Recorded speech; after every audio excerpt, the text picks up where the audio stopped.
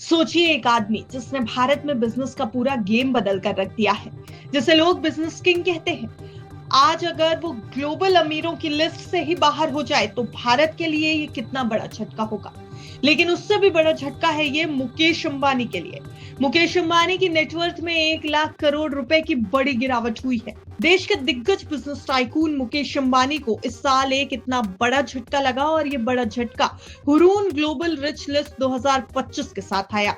इस लिस्ट के मुताबिक उनकी कुल संपत्ति में 1 लाख करोड़ रुपए की भारी गिरावट दर्ज की गई, जिससे वो दुनिया के टॉप 10 अमीरों की लिस्ट से बाहर हो गए हैं।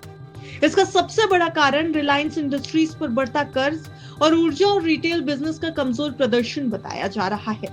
हालांकि इतनी बड़ी गिरावट के बावजूद अंबानी अब भी एशिया के सबसे अमीर व्यक्ति बने हुए हैं। लेकिन अगर ग्लोबल लेवल पर बात करें तो इस साल टेस्ला के सीईओ एलन मस्क दुनिया के सबसे अमीर व्यक्ति बन गए। उनकी संपत्ति में 82% की भारी बढ़ोतरी हुई, यानी $189 बिलियन, जिससे उनकी कुल नेटवर्थ $420 बिलियन तक पहुंच गई है। वैसे अगर भारत के टॉप 10 अमीरों की लिस्ट पर आप नजर डालेंगे तो मुकेश अंबानी का नाम अभी भी पहले नंबर पर आएगा, जिनकी नेटवर्थ 8,60,000 करोड़ रुपए है। दूसरे नंबर पर नाम आता है गौतम अडानी का, जिनकी नेटवर्थ पर जाएंगे तो 13% की बढ़ोतरी दिखेगी और 8.4 लाख करोड़ रुपए इनकी नेटवर्थ आकी गई है। भारत के टॉप 10 अमीरों में गौतम अडानी ने सबसे ज्यादा कमाई की है। हुरून ग्लोबल रिच लिस्ट 2025 के मुताबिक अडानी की संपत्ति में 1 लाख करोड़ रुपए की जबरदस्त बढ़ोतरी हुई है। वहीं दूसरी ओर सन फार्मास्यूटिकल्स के मालिक दिलीप सांघवी की संपत्ति भी 21% से बढ़ गई है और 2.5 लाख करोड़ रुपए हो गई है, जिससे वो भारत के चौथे सबसे अमीर व्यक्ति बन गए हैं।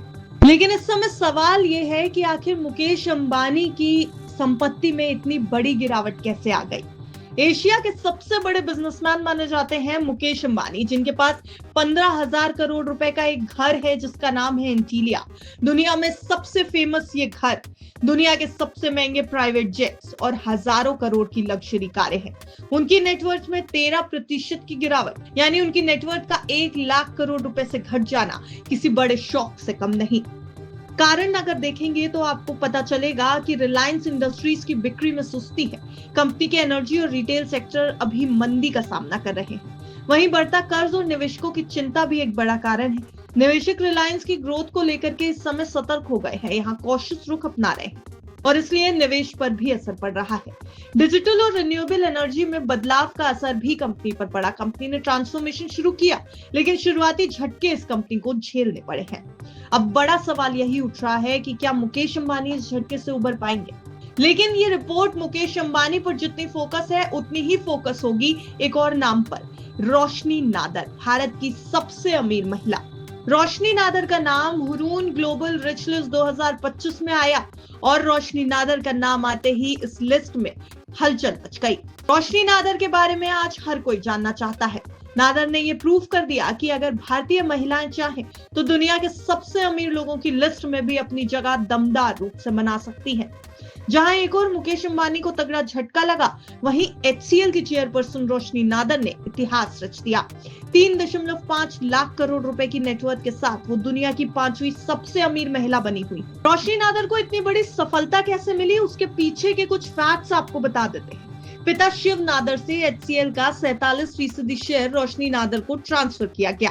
HCL टेक्नोलॉजी में शानदार ग्रोथ हुई, IT सेक्टर में मजबूत पकड़ बनी HCL की और नई लीडरशिप से बिजनेस का तेजी से एक्सपेंशन हुआ। यानी रोशनी नादर ने अपनी बिजनेस स्किल से न सिर्फ देश को बल्कि पूरी दुनिया को चौंका दिया। भारत के सबसे अमीरों की लिस्ट में तीसरे नंबर पर आ गई है रोशनी नादर और उन्होंने दिखा दिया कि महिलाएं बिजनेस वर्ल्ड में नई ऊंचाइयों को छू सकती हैं। शायद यही वजह है कि आज रोशनी नादर तीसरे नंबर पर इंडिया में और ग्लोबल लेवल पर 5वें नंबर पर पहुंच गई। लेकिन कहानी यहीं खत्म नहीं होती। सवाल अभी भी बना हुआ है कि क्या अंबानी वापसी करेंगे। मुकेश अंबानी भले ही दुनिया के टॉप 10 अमीरों की लिस्ट से बाहर हो गए हों, लेकिन एशिया के सबसे अमीर इंसान अभी भी बने हैं। क्या अंबानी एक बार फिर इतिहास रचेंगे, 5G और जियो के साथ डिजिटल क्रांति को तेज करेंगे, रिन्यूएबल एनर्जी में बड़ा दांव खेलेंगे, रिटेल सेक्टर को और मजबूती देंगे? ये सभी सवाल इस समय मुकेश अंबानी से जुड़े हुए हैं। रिलायंस इंडस्ट्रीज इस समय बदलाव के दौर से गुजर रही है। Company digital platform new energy और रिटेल सेक्टर में विस्तार कर रही है, लेकिन इसके साथ ही बिजनेस की गति थोड़ी धीमी दिख रही है और कर्ज भी बढ़ रहा है, जिससे निवेशकों की चिंता भी बढ़ी है। यही वजह है कि अंबानी की संपत्ति में शायद इतनी बड़ी गिरावट आ गई। लेकिन सवाल यह कि क्या मुकेश अंबानी फिर से टॉप 10 में लौट सकते हैं ग्लोबल लेवल पर?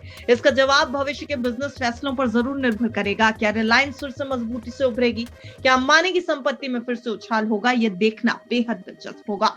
आपका इस पूरी रिपोर्ट पर क्या कहना है, हमें कमेंट बॉक्स में जरूर बताएं। ब्यूरो रिपोर्ट, विस्तार।